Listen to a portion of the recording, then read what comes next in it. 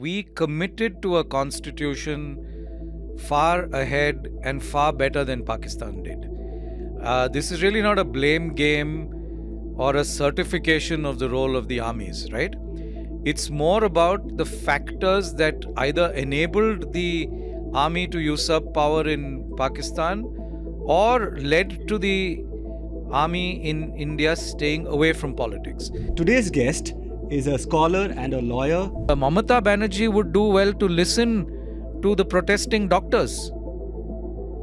You cannot accuse everyone as having an agenda. That the army has no place in politics or in democratic governance except to the extent mandated by the law. There was a character like Cariappa, this magnetic, war hero, much decorated, somebody who was famous already before the media itself was so powerful. Even then, his fame almost matched that of the political establishment of India. There is not a single pointed incident or instance during Field Marshal Cariappa's regime or his tenure which ever points to him or his senior officers trying to be adventurous in any way politically. What do you think is an ideal way for chiefs to be appointed, for the top brass to be appointed?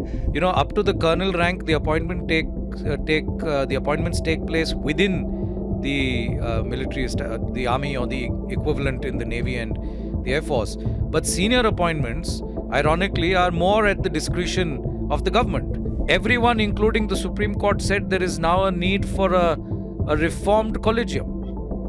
And you brought in standard operating procedures, etc. But that's not meant a new apparatus, a new constitutional apparatus. In the judiciary also, you have political appointments and people who are overtly today communal and sectarian.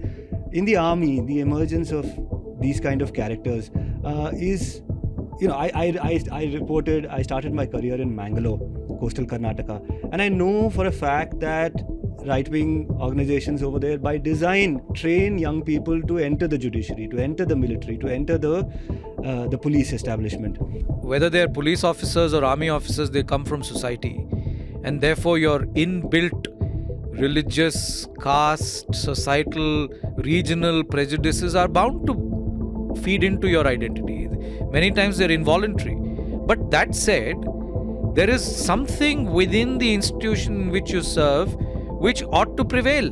The Punjabi, dominant Punjabi in Pakistan never saw the Bengali speaking East Pakistani as one of their own. It's as simple as that.